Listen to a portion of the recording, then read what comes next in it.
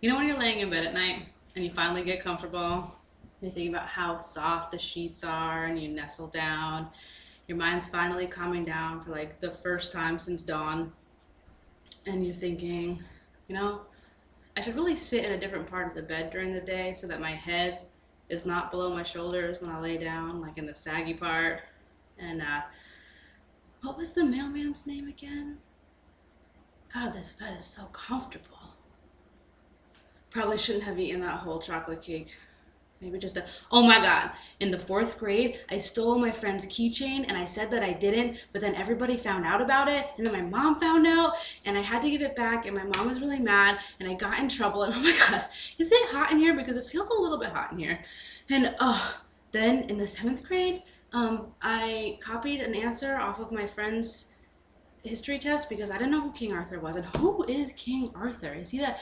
It is really warm. I think maybe I should open a window. And oh my God, that time at summer camp when I went off the high dive and I was coming out of the lake, and my area was no longer covered by my bathing suit, and of course it was the cute camp counselor who told me that my bits were showing. And God, it's so warm in here. And in high school, my friend told me this story and I thought I understood it, and then I told all my friends the same story, and then I found out that it did not mean what I thought it meant. It was actually really vulgar. It was disgusting. And God, suddenly this highlight reel is going through my head of like the worst moments of my life, and I can't slow it down. It's coming at me faster than my wife's tears when we watch Extreme Makeover Home Edition. And I'm so hot and I'm sweaty and I want to take off all my clothes, but I feel too much shame and embarrassment to even think about being naked. And so I just lay there, eyes wide open, staring at my wife's elbow, because of course she sleeps like this. And this here, this is where my pillow is. And so then I whisper shout, Jillian! Jillian! Because I desperately need to tell somebody all of my sins and my most embarrassing moments. And so then I think, well, maybe I'll just write them all down and send them to Post Secret, because somebody needs to know. And I think if the entire world reads them, I'll probably feel better about myself, right? But listen, I have got to do something, because sitting up at night in a pool of my own sweat, wondering if maybe I wet the bed. No, I didn't wet the bed, but maybe just for a second I thought that I did, but I didn't. But that is not working for me. Okay, thinking about all of this, the worst moments of my life in this stream that I cannot stop when I'm trying to go to sleep at night, or I'm walking down the street, trying to take notes in class when, oh my God, all of these horrible things come flowing over me. It's not working. All it's doing is making me feel like crap. Okay, and feeling that way about myself is not going to help me be very successful in life. Okay, I'm not going to get very far when I'm feeling like that.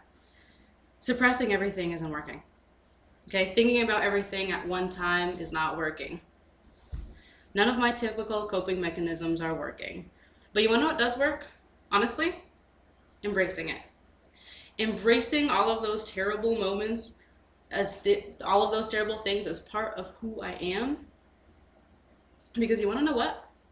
There will never be a time in my life when I didn't cling to that man's back and ask him to throw me in the pool because I thought he was my father.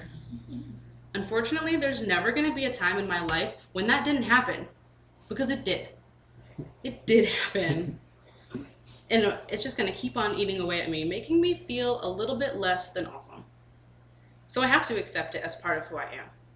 Fortunately, it's not all of who I am. Okay, God equipped me with some pretty other awesome stuff too. You see, the beginning of the book of Jeremiah, God and Jeremiah are talking, and God is like, listen, you're going to be a prophet to the nations, okay? And Jeremiah's like, kind of young, I don't really know how to speak, I don't think this is going to work out. But God, of course, does not take no for an answer, and so instead, God puts God's words into Jeremiah's mouth. He becomes a prophet. The rest is history. Okay, there's a book, you can read it. So I know you're wondering what this could possibly have to do with your most regrettable moments in life. But suppose for a moment that when you were too busy worrying about that hickey that your mom saw, that when you were worried about that, maybe you missed something God had to say to you. Okay, so what if Jeremiah was too busy thinking about that time a donkey ate the back of his clothes off? right? And he didn't hear what God had to say. Okay, maybe he was too busy worrying about some past sin to listen to his call. Certainly the Bible would have read a little bit differently had that happened. And also consider what else God said to Jeremiah. God said, "Before I formed you in the womb, I knew you. Before you were born, I set you apart." In case you didn't catch it, God already knew you before you were formed. You know what that means? It means God knows that you lied to your professor about what you did with that paper you were supposed to write. Okay? And it means that God knows that you are coveting your roommate's wife, your roommate's girlfriend. All right? And for the record, your roommate knows. Okay? I know, we all know, so you might want to wrap that up. But God also knows a little something about who it is you're meant to become. Because believe it or not, you are meant for more than dwelling on your past actions. You're meant for something big, okay? Something really big. But you have to let go of the past before you can become the you that God knew. All right, I know it's not that simple. One of my good friends is an alcoholic. Some of you might know him. And he said that when he used to drink, he would do stupid things to try to get his friends laugh, okay, like a lot of us do.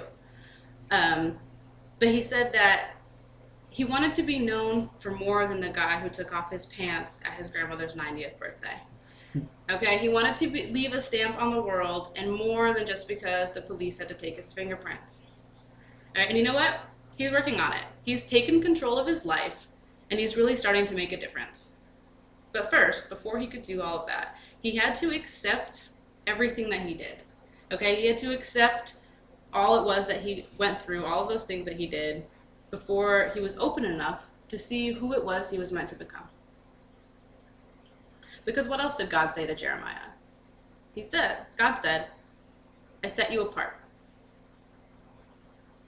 Now, in Jeremiah's case, it was to become a prophet during a pretty turbulent time in history. Hopefully I'm not on that same path, because I've got to tell you, I am not good in a conflict, okay? But some of you are. Because each and every one of us has been given a gift. Something that sets you apart from everyone else. And when you're ready to claim it, it's that gift that is going to help you to be the you God knew. When you're ready to embrace it, you're going to move mountains. Okay, I don't mean literally, of course. Unless explosives is your talent, then by all means, literally, go ahead. That's fine. Though I don't know if your gift is, we've all got something. Some of you are going to use those gifts to change the world. Because now is the time. Today is the day. Today is the day that you're going to listen to what it is that God is calling you to. Okay, I know that sometimes I respond to God with like a, yeah, okay, Big G, I'll get right on that. And then I ignore it. Because I assume God must be wrong. But you know what? God is not wrong. Okay? Sometimes you might feel like you're not worthy of the gifts that God has given you.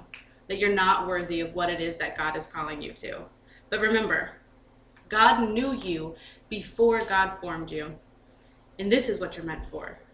Taking the world by storm, without apology, and becoming the best version of yourself that you can be. Because you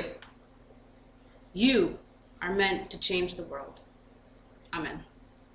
Amen.